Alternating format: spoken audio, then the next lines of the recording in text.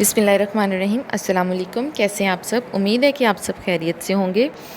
آج ہمارا جہانی اردو کا عنوان ہے خلافت فاروقی رضی اللہ تعالیٰ عنہ، جس میں ہم نے حضرت عمر فاروق کی سیرت اور اس کے مختلف پہلوؤں کے بارے میں جانا تھا۔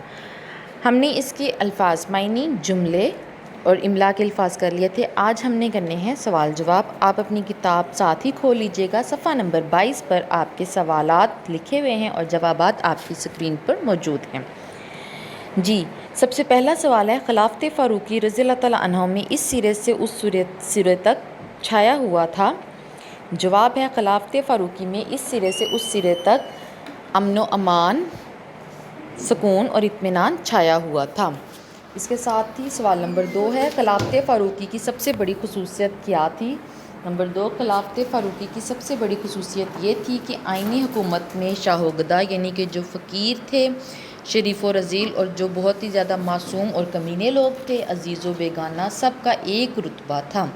نمبر 3 ہے، یورپ کن قاعدوں سے آج بھی کام لیتا ہے؟ اس کا جواب ہے، بغاوت کے ذرا سے احتمال پر دفتن انصاف کا قانون بالکل الٹ دیا جائے، ایک شخص کے جرم میں تمام خاندان پکڑا جائے، واقعات کے ثبوت میں یقین کے بجائے قیاس سے کام لیا جائے، وحشیانہ سزائیں اور آبادیاں جلا دی جائیں۔ یہ اصول قدیم زمانے تک ہی محدود نہ تھا، اب بھی یورپ کو انہی قاعدوں سے کام لینا پڑتا ہے۔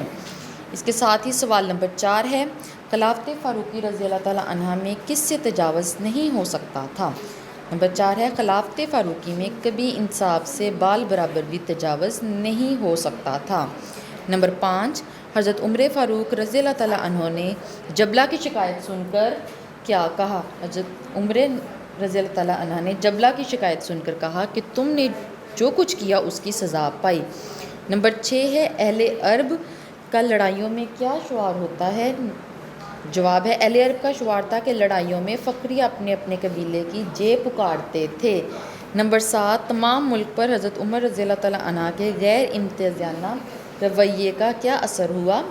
7 کا جواب ہے، اس امتیازانہ رویے کا نہایت عمدہ اثر ہوا اور تھوڑے ہی دنوں میں سارا عرب گرویدہ ہو گیا، یعنی کہ ان کی چاہت سے بھر گیا۔